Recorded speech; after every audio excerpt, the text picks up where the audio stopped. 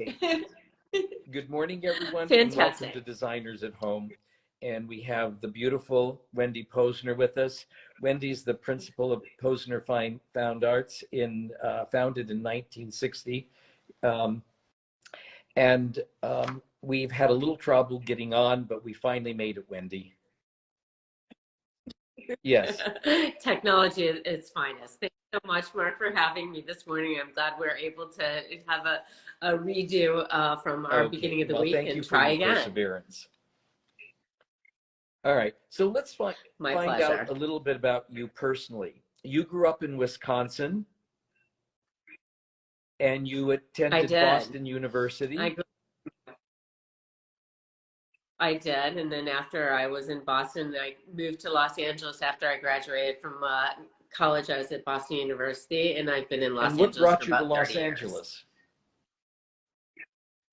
Well, I figured I grew up in the Midwest and went to school on the East Coast, so it was time Okay. for a little sunshine. And so that was initially what brought me here. And when I first came to Los Angeles, I actually was very interested in getting involved in public relations or in some sort of communications, not in the art world whatsoever. But a friend of my mom's had a gallery here and asked if I'd like to work for them temporarily while I was looking for a position in communications. And that was my launch Great. into the art world. And so explain to us a little bit about what an art advisor does and what. Sure, absolutely. So, in terms of art advising, there's many different capacities. We used to have a physical gallery space, and we decided in the early 1990s to go completely private. And having that opportunity allowed us to work directly with like private clients as well as corporate. We do a lot of work within hospitality. And for our private clients and also a lot of the corporations that we've worked with over the years, we've actually curated and put together really beautiful collectible collections of fine art. And with that, if I'm starting with a collector, some of the different things that we offer in terms of services would be helping to kind of define and look at what collecting is about, because there's very different opportunities within collecting fine art.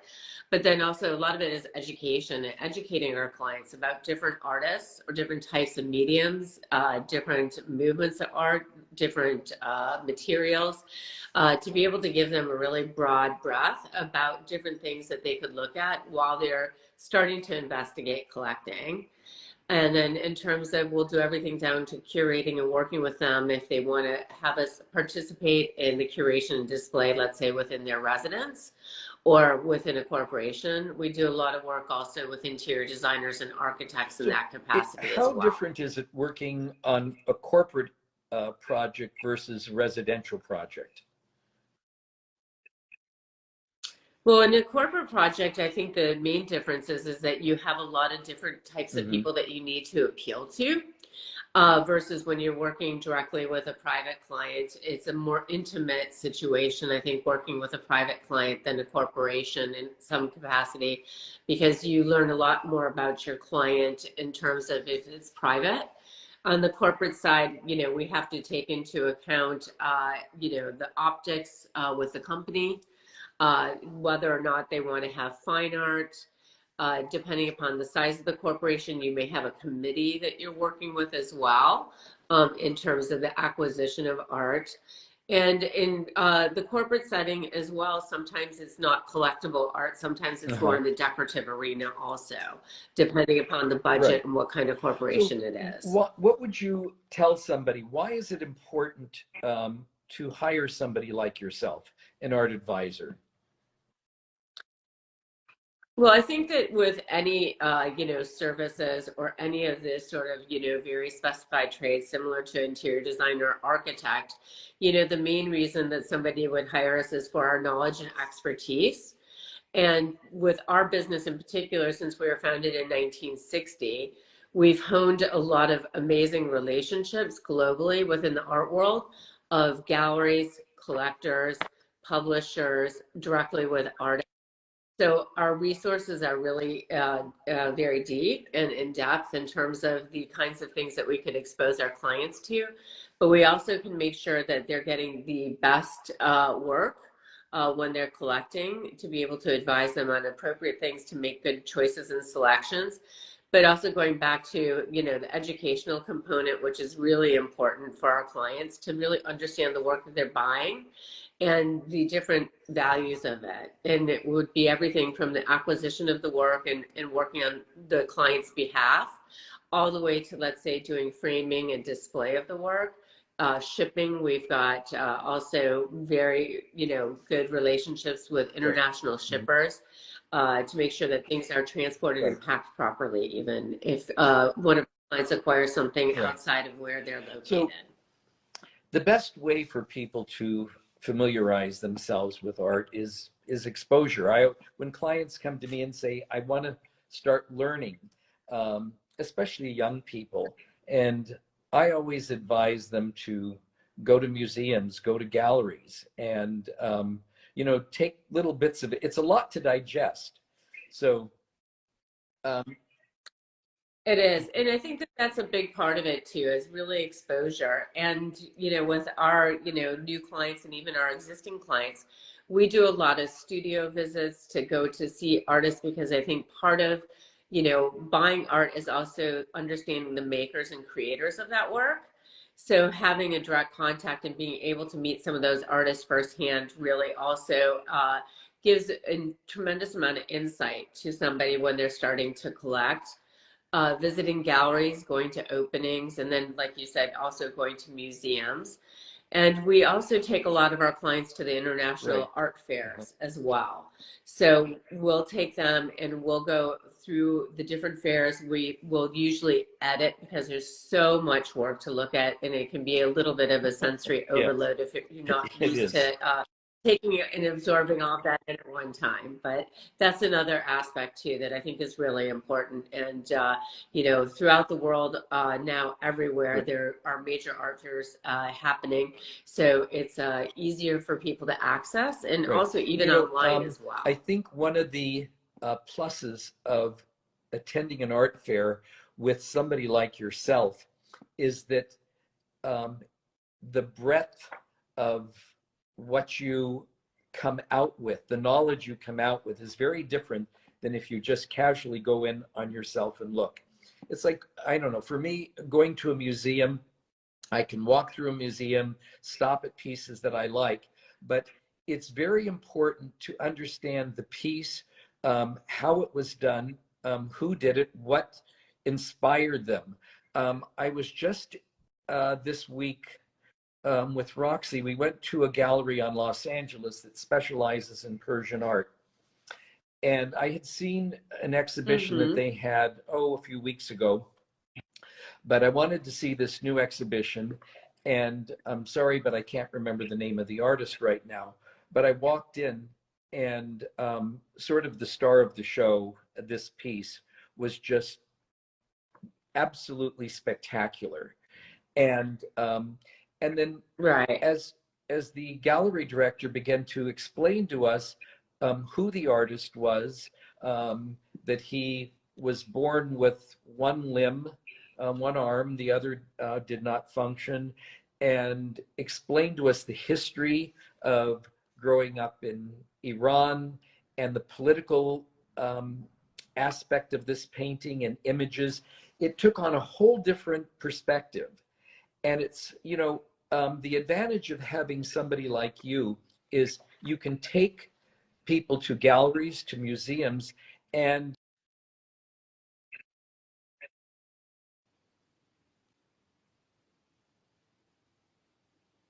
oh yeah, I just lost the volume, and now you're back.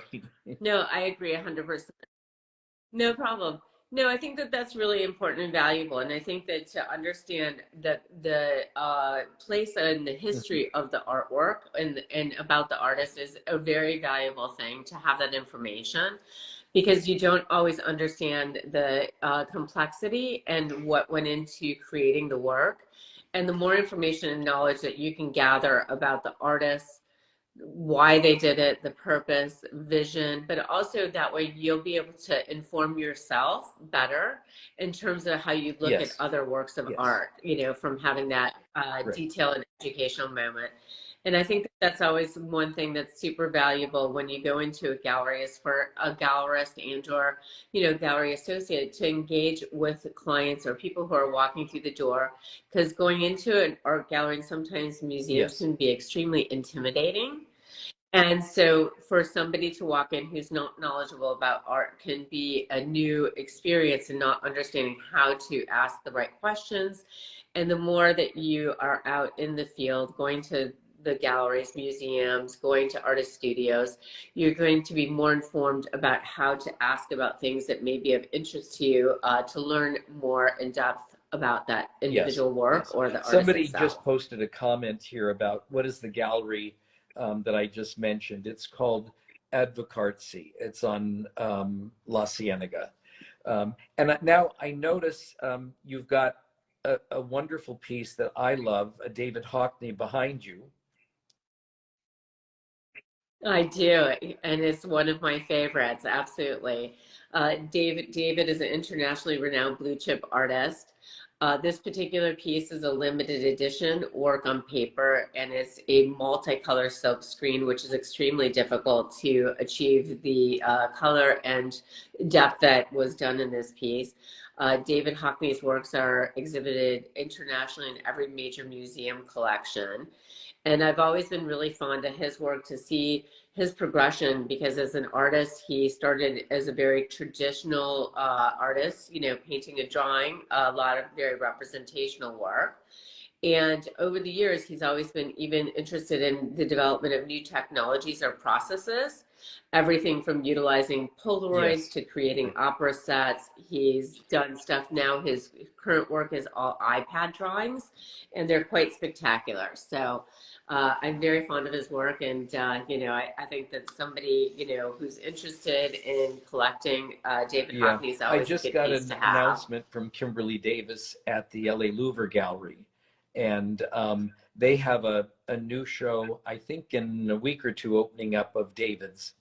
So yeah, Which will be I'm so looking forward to exciting. seeing And that. Dave, yeah, David is, probably close Yeah. to in his 90s at this point. The last time that I saw David was there was a retrospect of Prince by Gemini at LA County Art Museum.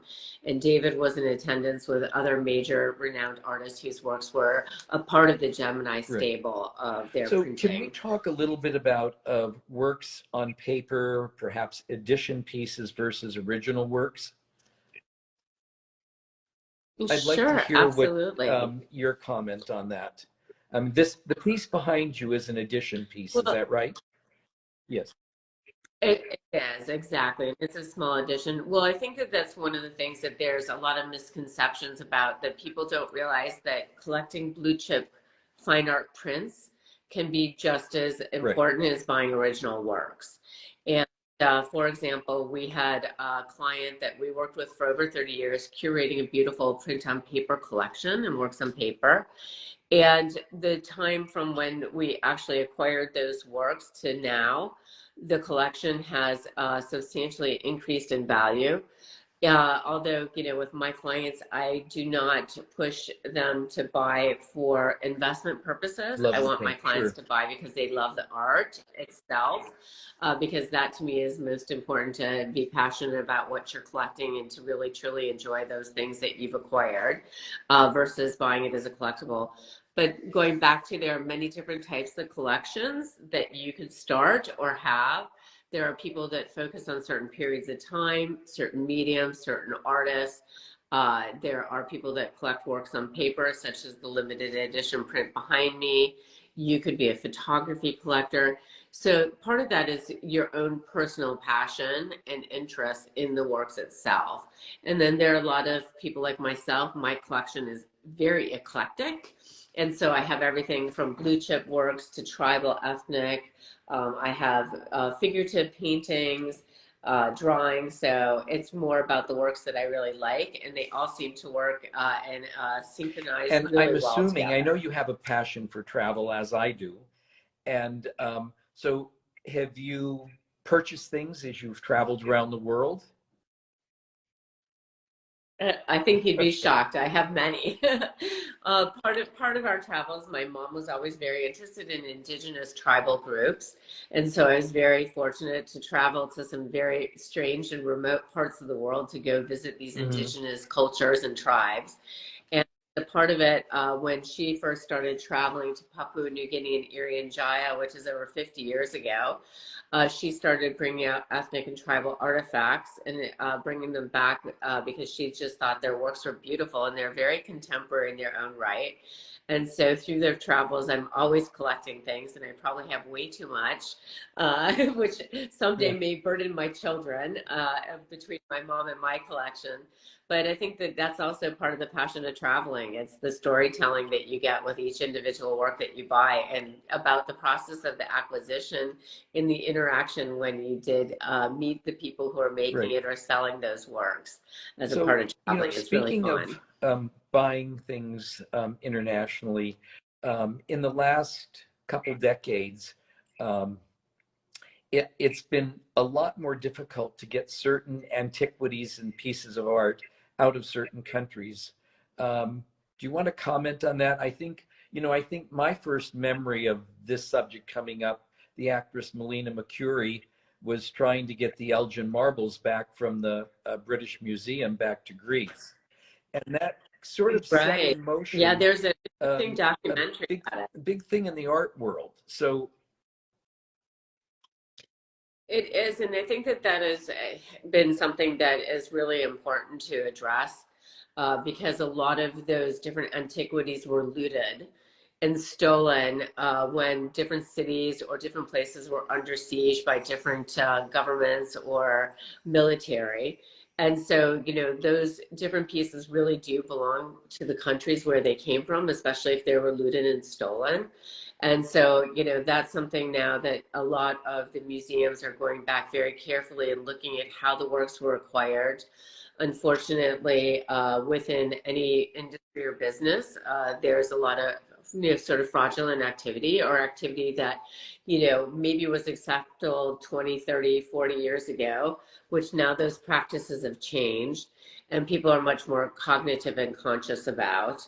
But I think that when it comes to those antiquities that, provenance and history, and that's something that we're going to be able to track much more carefully now, especially with the usage of going back to the new technologies and blockchain, NFTs, which could be associated with actual asset management or the, sort of being able to get together the information that would provide the history and provenance of work. So I think that some of that will be very interesting over time, how it unfolds, and even in terms of, the countries that are requesting for their antiquities to be returned, and how the different museums and institutions handle it, as well as right. even private collectors. So, the piece behind you, is that framed or unframed? So the piece behind me is actually, it's framed archivally, but it is framed in an acrylic Okay. box in 4 quadrants.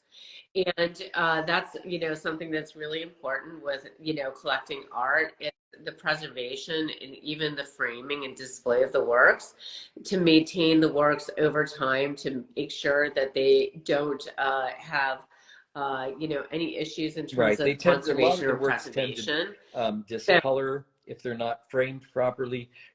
Sometimes clients don't understand the importance of framing and archival framing. And I have one piece which happens to be a absolutely. Gemini piece on paper, and it was supposed to have been archivally framed, but all the edges are turning, sort of brown and so Yeah. forth. It's that's Mhm. called foxing when that happens to the paper. And what happens is that if something is framed without archival materials, and what I mean by archival materials are materials Right. that don't have acid in them. Because cardboard and traditional paper, like from your printer, it has acid in it. And so therefore, over a period of time, that the materials start to break down, and it will end up Hmm. bleeding or burning paper that's like top of it if it was on a mat board or wasn't framed with a archival linen or backing. And so, you know, we see quite often that works that were framed a long time ago may have cardboard on the back versus having a, you know, a foam core that is an archival or acid-free foam core. And so when we're going back through collections of different people, when we're working with them, that's some of the stuff that we also check and advise on, because especially here in California, you have a lot of natural light. And the Sure. sunlight affects works on paper in particular, or certain materials that react to it. And so displaying something without a UV plexi or museum plexi or glass that would help to block the UV rays, that's something that we really work with advising our clients on. And Yes. framing is expensive. You know, framing is No, they're something always that shocked people at the don't cost of realize. A frame framing. doesn't, Yeah, but right? it's very Yeah, important because the piece can ultimately be very valuable, and you can destroy it if it's not framed properly. So that brings up something I want to ask completely. you about. Going back to David Hockney. David had gone through a period where he was using a lot of Polaroids, a collage of Polaroids. And, you know, those tend to deteriorate over time, right? So what happens to works Exactly. like this? That's a really interesting question, especially in particular with the Polaroids. You know, even at the time that David was working in Polaroids, I don't even think that there was much emphasis at that time, even on archival framing, as there is now. So sometimes, unfortunately, a part of those works is the deterioration because we didn't know what the preservation of the works were going to be over longevity. It would even go back into when we started printing with inkjet printers. Inkjet printers, you know, we thought that on, you know, paper that this was going to be something that wasn't going to fade either, especially if you use like a photographic paper. And we found over time that those inks actually were not Oh, archival as well. And so you can see even things that were done early on with the printing technology, as it's changed, that they've had to change the inks also so that there is a longer term preservation of it, especially when it comes to printing artwork. If you're using anything from a Canon to an Epson or HP, to make sure that the paper you're using is archival if you're printing art, so what as happens well to as the the value of a inks. piece like that?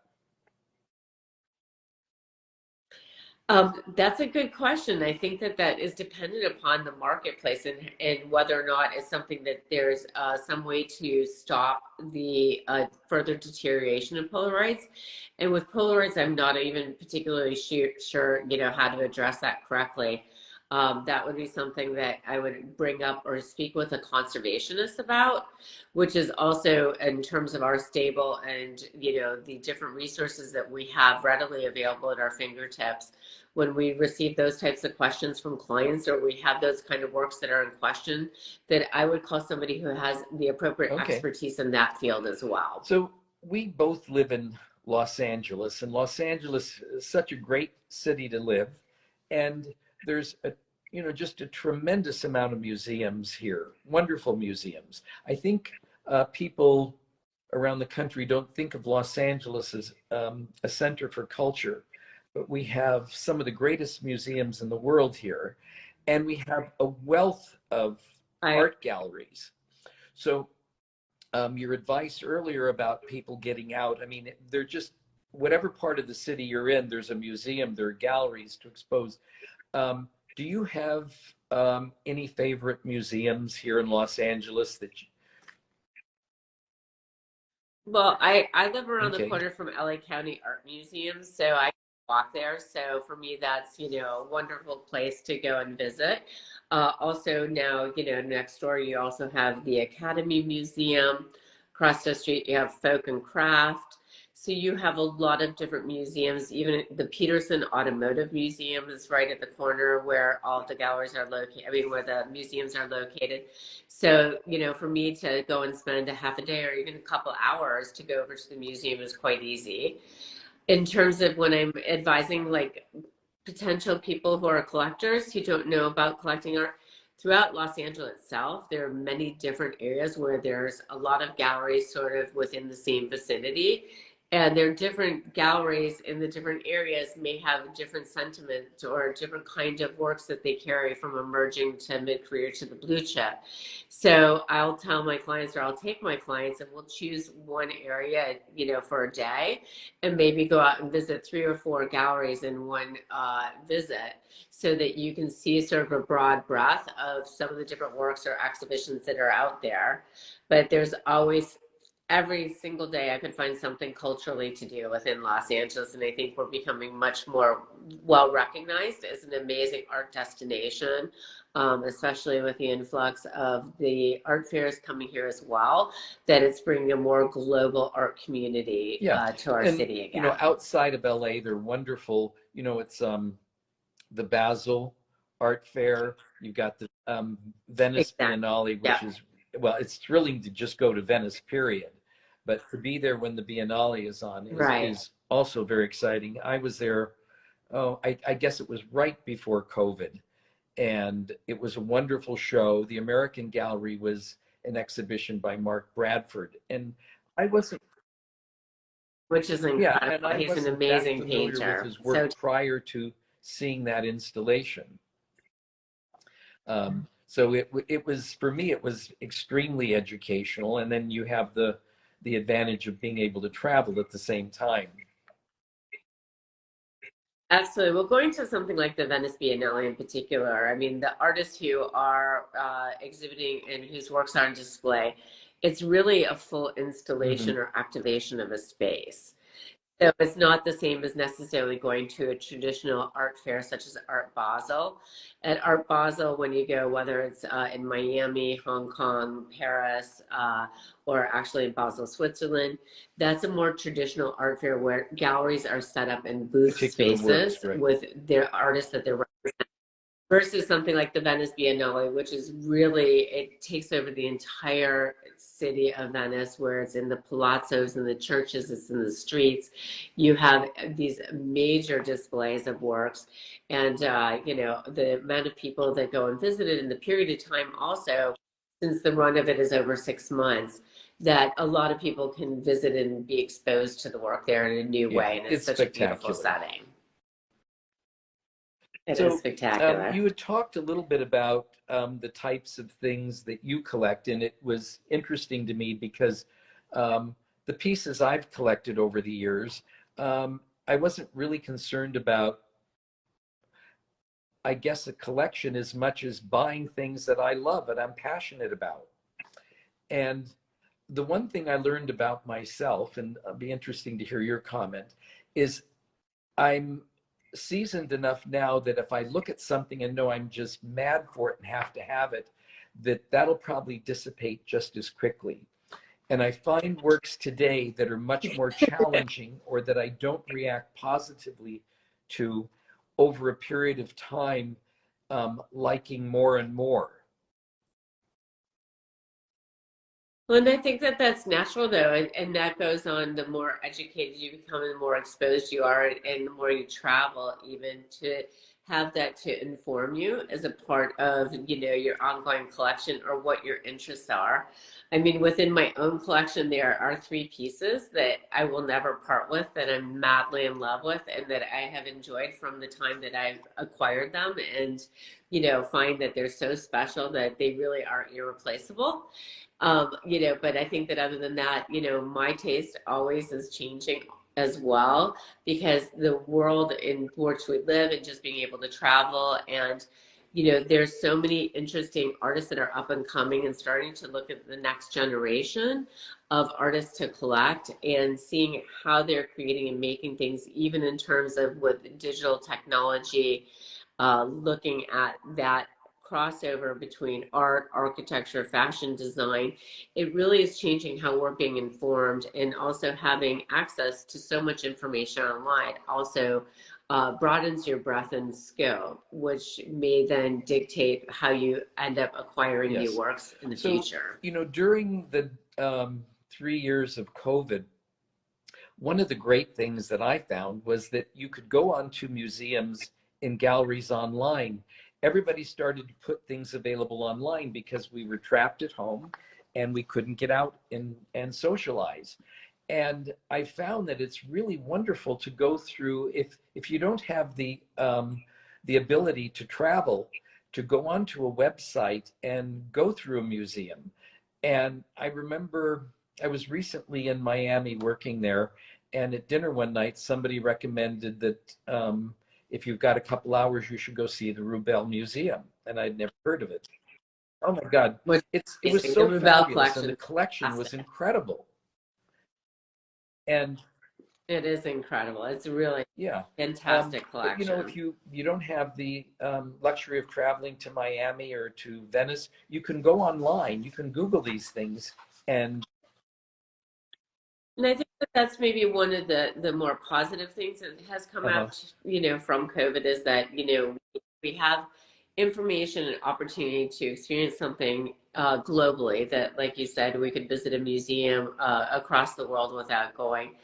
I think the one thing though is that, really going back to, educating, it's the human connection as a part of the acquisition of art or even learning about art that you can't replicate that online. It's been very challenging. And I think that, we saw that throughout when some of the major art fairs had to cancel their different fairs that they were having because of COVID and then transition very quickly to doing online art fairs. You're not also seeing an environment where you can really feel the dimension, really look at the materials, even though people are much more savvy now about collecting art online.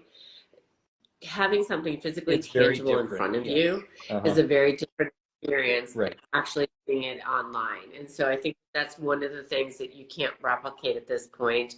And then going back to the interaction and engagement, when you go to, let's say, an art fair, part of the excitement is the energy you feel in the room, or even in having a conversation with a gallerist when you walk into a booth to have them discuss and talk to you about the works. And unless there's some sort of engagement with that, it's similar that you're not getting the full experience because you're not really learning about the work, about the artist firsthand, because it may just be, listening to an audio sort of tour. But there's still so much other information that can be inspired from an initial, actual physical conversation. Right. So, what other than exposure to galleries and museums and so forth, what would you say to people, young people, older people, people that want to start collecting? What would be your advice? Well, I think that part of it is that, going back and figuring out, let's say, if they're going to start collecting realistically, what is the aim of it? Do they want to collect over a period of time? A Right. collection's not built overnight. And I think that that's one too, is that I always, one of my recommendations maybe to a up and coming younger collectors, let's say this year I have $1,000 to buy a piece of art, and then the next year to put a little bit more away. So every year to buy one new piece to, slowly build a collection. I think that going back to reading, watching documentaries about even different artists, is a great way to expose. There's a lot of literature. I have a great book which is called Okay. 7 Days in the Art World, which is by Sarah Thornton. And this is just a really fun, quick glimpse of the inside of the art world and about demystifying everything from economics to about collectors to about galleries. And it's a fun and educational read. So that's another thing too, is reading about collecting, I think is important. And even watching the Yes. auction market as well will inform you too, because there's everything from watches to cars to books to it could be prints on paper auctions. That is also a good way to start looking at and understanding the historical value of art and the different artists who have been influential Right. over different In your periods of comment time. about having people take time, I think it's very important because um, buying art, decorating, it's all very much the same. Architecture, the more you educate yourself, your tastes start to evolve and change. And so your focus, what maybe you were initially interested in over a period of 3 or 4 years, is going to evolve.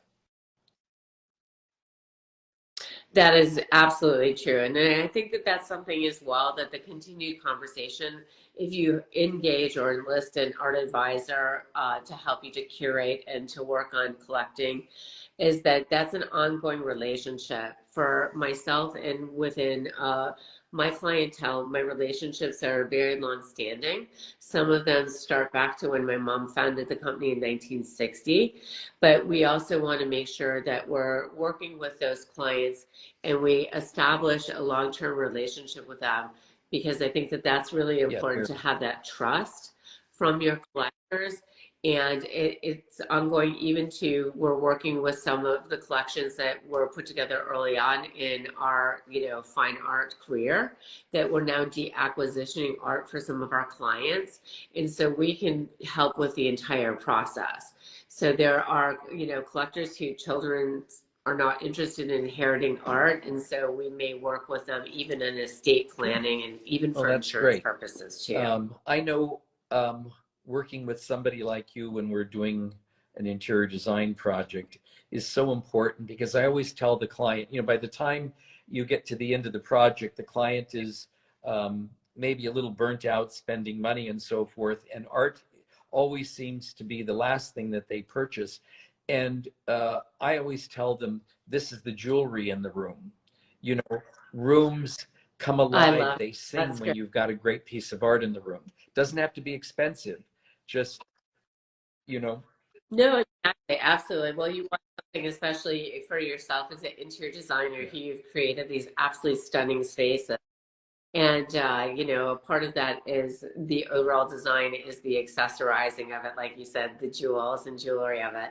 And we'd love to work with, interior designers and architects early on in their process, because that may also inform the overall design, so that the art is not an afterthought, that it's not just a layer on top, that it's integrated fully within the actual scope of what you're trying to create too as an Right. interior And designer also, for your when client. we are working with particular pieces of work and we're designing the space from the ground up, we have the ability to, the lighting is a very, very important aspect of this.